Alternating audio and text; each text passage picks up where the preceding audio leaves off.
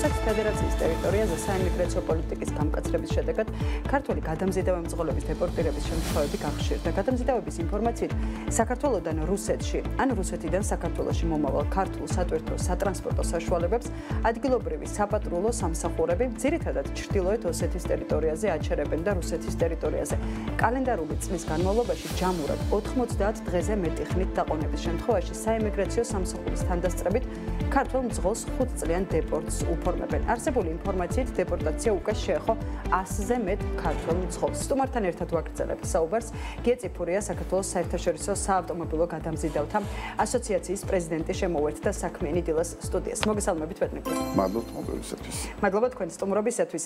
ჩვენ თქვენთან ერთად ვისმენდით ახლა ელენე გოგბერაშვილის მიერ მომზადებულ სიუჟეტს. არაერთი შეფასება მოვისმინეთ მათ შორის იმ კომპანიების წარმომადგენლების მხრიდან, რომლებიც რისკის ქვეშ დგანან დეპორტაციისა, ხო? პირველ რიგში ბედნიერია შევაფასოთ თქვენი მხრიდან რა პასუხი გექნებათ აი მათ კომენტარებზე, რომელიც მოვისმინეთ სიუჟეტიდან. რა თქმა უნდა, მოყვანილი არგუმენტები სწორია, არსმართებულია და უნდა ითქვას, რომ გადამზიდავების დღეისათვის ჩვენ გვყავს 16,000 ავტოსატრანსპორტო საშუალება, რომელიც ეწევა სატვირთო გადამზიდვებს, ხო? საერთაშორისო 16,000 მათ შესაბამისად მათი აღრიცხვა ხდება საერთაშორისო საზღვარგარეთული ნებართვების და ზუსტად ამ მასზე მეტია 16,000-ზე მეტია რომლებიც სარგებლობენ ამ ნებართვებით. ანუ ამ სფეროში დასაქმებული კომპანიების ადამიანების თითქმის მე-13 დამოკიდებულია რუსეთის ტერიტორიაზე და არა მარტო რუსეთში გადაზიდვაზე, არამედ ჩვენთან უაღრესად მნიშვნელოვან ასე ვთქვათ ფაქტორად იქცა და დიდი მოცულობა, ასე ვთქვათ, ავითვისეთ შუა აზიისაკენ და ასევე ჩინეთის მიმართულებები. რიგ შემთხვევებში რუსეთის ტრანზიტი არის აუცილებელი. შესაბამისად, ეს რა თქმა უნდა დიდ დარტყმას მოგვაყენებს და არა მარტო ჩვენ. უნდა აღინიშნოს, რომ პირველი სიგნალები დაიწყო ყაზახეთიდან, პირველი 31 მძღოლი, რომელსაც დეპორტი გაუფორმეს იყო ყაზახეთიდან, სწორედ აქედან იქნა მიღებული გადაწყვეტილება ჩვენი ეროვნული გაერთიანებების, რომლის სტატუსი და ჩვენ ვართ აიაროს წევრები, მათ შორის ყაზახებიც, უზბეკებიც, სწორედ ამ ქვეყნის გადამზიდავებს შეექმნათ პირველი პრობლემა. რამდენადაც ევროპელები მოგხსენებათ რუსეთის ტერიტორიაზე უკვე 3 წელია პრაქტიკულად აღარ საქმიანობენ. ანუ მარტო ჩვენ ვართ დარჩენილი. ეს ერთი მომენტი. რაც შეეხება იმ გარემოებას, რომ დეფიციტი ამ მძღოლების ეს აბსოლუტურად არა მარტო ევროპაში, არამედ თვით ინდოეთშიც კი ავტომობილების 20% ვერ მოძრაობს, იმიტომ რომ არ არის პროფესიონალი სატვირთო მძღოლებზეა განსაკუთრებული დეფიციტი. რა თქმა უნდა, ეს ძალიან დიდ დარტყმას მოგვაყენებს, იმიტომ რომ ჩვენ წლების განმავლობაში გამოვზადეთ ძალიან მაღალკვალიფიციური მძღოლები და დღეისათვის 20,000 მძღოლის ესეთი პატარა ქვეყანისათვის, როგორც ჩვენ ვართ ხოლმე, როგორც ჩვენ ყავს, ეს არის ძალიან დიდი მიღწევა. შესაბამისად, ჩვენი მძღოლები გამოირჩევიან არა მარტო, ასე ვთქვათ, ასე პროფესიული თვისებებით, როგორც მძღოლს სჭირდება, არამედ ის განათლებაც გააჩნია და ჩვენს ქვეყანაშია ყველაზე მაღალი, რომელთაც აქვს შესაბამისი სერტიფიკატები პროფესიული შესაბამისობის. ეს არის CPC და რომელიც პირდაპირ აღიარდება ევროპის ტერიტორიაზე აბსოლუტურად იმ მონაცემებით, რამდენადაც ხარისხის კარტია მოითხოვდა როგორც განათლების, ასევე კომპანიის რეპუტაციისა და ფინანსური შესაძლებლობების სტანდარტებში მოყვანას. ბედნიერი, რადგან სტანდარტებსაც აკმაყოფილებენ ქართველი მძღოლები და როგორც ამბობთ, დაახლოებით 20,000 ასეთი პროფესიონალი მძღოლი ყავს, ხო? სატვირთო. რა საფრთხები არსებობს იმ შედარებით პატარა კომპანიებისათვის, ვინც აი ესეთ გადამზიდავი კომპანიები არსებობენ დღეს და თუ არის იმის საფრთხეც, რომ მათ იფიქრონ ალტერნატიულ მარშრუტებზე, ანუ ეს ეკონომიკურად რა სურათზე გავყავართ ამას? ეხლა მოგახსენებთ. უპირველეს ყოვლისა ჩვენ კომპანიებს არ აქვს დიდია თუ პატარა, ყველა საფრთხე ექნება, რამდენადაც მძღოლზე არის მოთხოვნა, თუ კი რუსეთის, ასე ვთქვათ, შესასვლელი დაგვეკეტა ამ მძღოლებისათვის, ისინი მოძებნიან ევროპას. შესაბამისად ძალიან დიდი მოთხოვნა პოლონეთშიც, მეწუნეთ, რომ 4,000 ავტომობილი გვყავს ჩვენ ამ წუთას დაუსაქმებელი, ასე ვთქვათ, ერთმა ჯგუფმა მითხევნა, თუ წარმოვიდგინოთ, რომ ლიტვაშიც ანალოგიური ვითარება და დაახლოებით 50,000 მძღოლი მარტო ამ ორ ქვეყანაში შესაძლოა. მაგრამ რას გეოგრაფიულად რას ცვლის ეს ეკონომიკურად? აი პირობითად ეკონომიურად ბრძოლები აღარ გვეყოლება პრაქტიკულად, რომელზეც ძალიან დიდი დეფიციტი გვაქვს, როგორც გითხარით, გაჩნდება ავტოსატრანსპორტო საშუალებები, ეს მეორე, მესამე ჩვეულებრივად საავტომობილო დარგი ერთადერთია პრაქტიკულად, რომელიც წარმატებით არის და კონკურენტუნარიანია ჩვენი ქვეყნიდან, ხომ? ესეც ფაქტია, რომ ერთადერთი ჩვენ ვიზრდებით და ბოლო 20 წელიწადში გავიზარდეთ 50-ჯერ გადაზიდვების მოცულობით. ანუ ეს საკმაოდ კარგი მაჩვენებელია, თუ საუკეთესო არა, ვერცერთი სხვა დარგი ამის გავსი მიღწევა არ აქვს, მაგრამ ამას როგორც გითხარით, ჭირდებოდა თავის განათლება, მომზადება, ძღოლების, მენეჯერების და უდიდესი ინვესტიციები და შრომა ამ საქმეში ჩადებული. შესაბამისად, იმისათვის, რომ ხარისხის ქარტიისათვის მიგვეწია და ევროპის ბაზაზე დაშვებული ყოფილიყავით, მერწმუნეთ, რომ უკრაინა, ბელარუსი, რუსეთის სამიულის გარდა, სლავიანური, მარტო ჩვენა გვაქვს. ვერ მიაღწიეს ჩვენზე 10-ჯერ მეტი შესაძლებლობების უზბეკებმა და ყაზახებმაც კი ისეთ სერტიფიკაციის და განათლების ისეთ მომზადებას, რომელიც ჩვენ გვაქვს. რეალურად ყოველივე ამის გარდა ძალიან დიდი საფრთხე არის იმის, რომ დავკარგავთ ამ მოცულობებს, ამ გადაზიდვებს და რითი ეს გამოწვეული.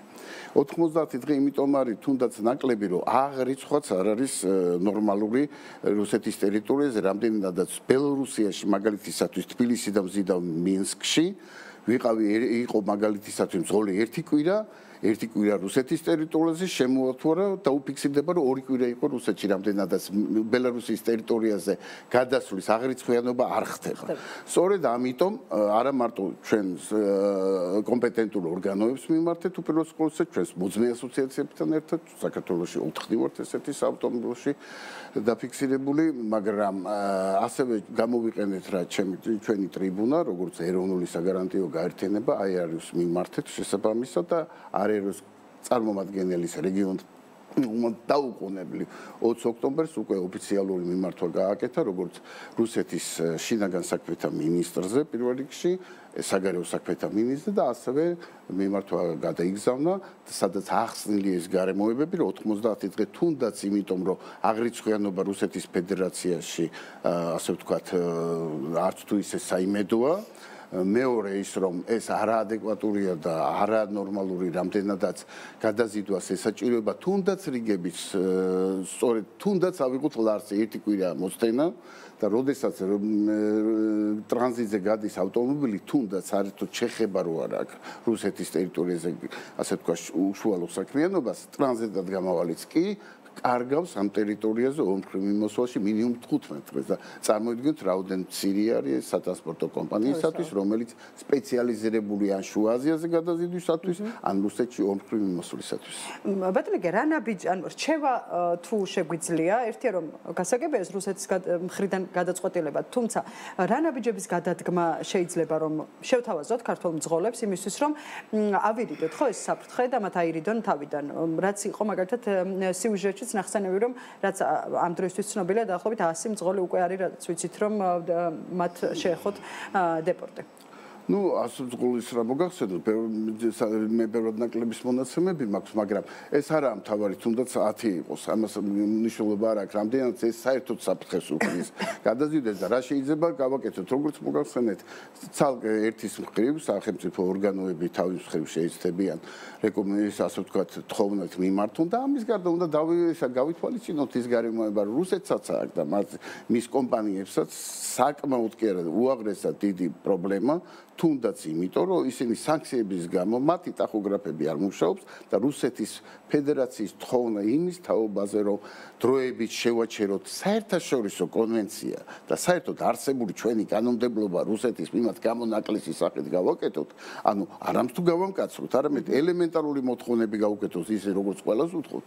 ამ შემთხვევაში მათაც შეექმნებათ პრობლემა და არანაკლები ჯარიმები ამერწმუნეთ 5000 ლარით იწყება სწორედ ამ ტახოგრაფის დარღვევაზე, რომელიც არც რუსებს შეუძლიათ და არც ბელარუსს, რამდენადაც მათი კარტები გამორთულია საერთაშორისო სისტემაში. ანუ ჩვენ შეგვიძლია ახლა ვთქვათ, რომ შესაძლებლობა აქვს ქვეყანას საქართველოს გულისხმობს საერთაშორისო ორგანიზაციების ჩართულობით რაიმე მხარდა მოიძიოს რაიმე სახის მხარდაჭერა. არ არის საჭირო ორგანიზაციის ჩართვა, უბრალოდ წესებით რომ მოვთხოვოთ მათ ის შეღავათები, რასაც უკეთებთ ჩვენ დაუშვათ რუსეთის მხარეს. ანუ მოვითხოვთ კოლეგიალურობა რო ვთხოვოთ, უბრალოდ ჩვენ ამაში ასე ვთქვათ გეხმარებით გიწევთ, თქვენ კიდევ ბრძოლები შეიტანეთ იმ სიაში, სადაც რამდენად დიდი შანსია, როდესაც საუბარია ამ რუსეთზე და რუსეთზე ახლა მერწმუნეთ ძალა არ ადარდებს ახლა იმედია ადარდებს თავის გადაზიდვების მიმართულება და მე მგონი არსებობს მაინც კომუნიკაცია, არსებობს ასე ვთქვათ ურთიერთობა და სწორედ უბრალოდ უმადური უნდა იყოს იმისი, რომ მეტი არცაც წასასვლელი მათ არ აქვს წარმოვიდგინოთ ჩვენ ზონაში გადმოდიან, ხო? ჩვენ ყველა შეგვიძლია აბსოლუტურად დაწყებული ყაზახეთი და საქართველოს ეს პრობლემები შეუქმნათ. მათ წასასვლელი სხვაგან არ აქვს და იმედია უბრალოდ უმადურობის დიდი ფორმა იქნება თუ კი მას არ გაგვიწევენ ამ ანგარიშს და რაღაც არ აღადგენენ იმ ძველ ნორმას თუნდაც ამ პროფესიის მიმართ, რომლებიც ოფიციალურად აწარმოებენ გადაზიდვებს, ეს რა თქმა უნდა შიგა ხელშეკრულებად, ანუ 260 კანონი, ფედერალური კანონი 268 აგვისტოსი 2024 წლის საერთოდ ამცირებს ამას, მაგრამ არსებობს 215 კანონი, რომელიც გამონაკლისებს უშვებს თუ ვინ და რა შემთხვევაში შეიძლება იყოს ამ 90 დღეზე მეტი.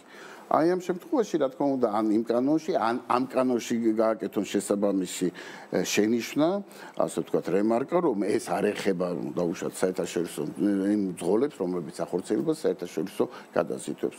ანუ ეს უნდა მოხდეს, რა ვთქვათ, ეს რომ დიდი დაწოლი და ძალიან დიდი სიმკაცე და გამორჩევით ხდება ახლა ამ დეპორტების და მუქარების ასე ვთქვათ ასრულება თუ კი მოისურვებენ რა თქმა უნდა ბევრად მეტი აბსოლუტურად მერწმუნეთ რომ 20,000 ადამიანის დეპორტაცია შეუძლიათ ყოველ თვე და ამას რა თქმა უნდა არ აკეთებენ ერთეული შემთხვევებია მათთვისაც უფრო მეტიც მინდა მოგახსენოთ რომ სხვადასხვა ინტერპრეტაციით კითხულობენ ამ კანონს სასაზღვრო სამსახურები არანაირ შეფერხებას არ გვექნიან მათი აზრით ეს არ ეხება ძღოლებს რომლებიც ტრანზიტულად გადიან ან საერთოდ საქმიანობენ ოფიციალურად რომ ეს მათ ეხება ხოლო შინაგან საქმეთა სამინისტროს თანამშრომლები პირიქით რა თქმა უნდა ეხება რეალურად ვთქვათ ეხება რა თქმა უნდა ეს კანონი არეგულირებს იქ არ არის რაიმე შენიშნული რაღაც კონტრაქტის გამო შეიძლება გათავისუფლოს იქ 215 კანონში მკვეთრად და ნათლად არის გამოხატული თუ ვინ და სად და რატომ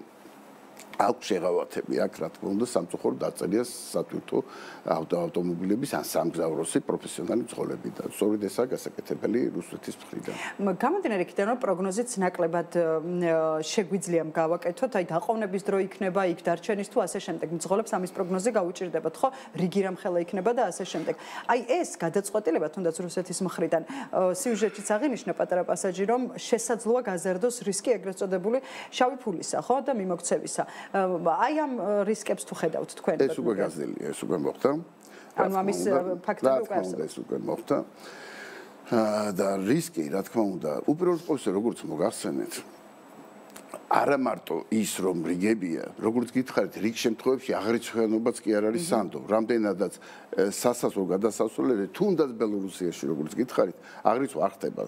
სწორედ რომ დატოვა საზღვარი არ ფიქსირდება და ეს რა თქმა უნდა სიფთულეებს. ანუ შესაბამისად იმ მიმართვაში რომელიც აერომ გაუმას სწორედ ამ ფაქტორებზეა გამახვილებული ყურადღება და იმაზეც რომ ეს საერთოდ საერთაშორისო თანამშრომლობის პრაქტიკაში არ ჯდება ეს ოდენ შემოკლებული ვადა საერთაშორისო გადაზიდვების მძღოლებისათვის მათ შეღავათი ხშირ შემთხვევებში ვიზაც კი მათ მიწვევა არ ესაჭიროება ისეთი წესებით უმკაცრესი ევროგაერთიანების წევრები შენგენის ვიზაში მიწვევასაც კი არ თხოვდნენ ხოლმე საერთაშორისო მძღოლებს საკმარისი იყო ტირას უცე ანუ ჩვენი ცნობა რომ ის არის გადამზიდავი ოფიციალური თავის კოდით და შესაბამისად სია მძღოლების სულიად საკმარისი ყოდით სული და საკმაოდ ძვირად ღირებულ მიწვევებს და ანუ საერთაშორისო პრაქტიკაში ამ კატეგორიის ადამიანებისათვის არის განსაკუთრებული მიდგომა. თვით კოვიდის დროსაც ერთადერთი საზღვრის კვეთა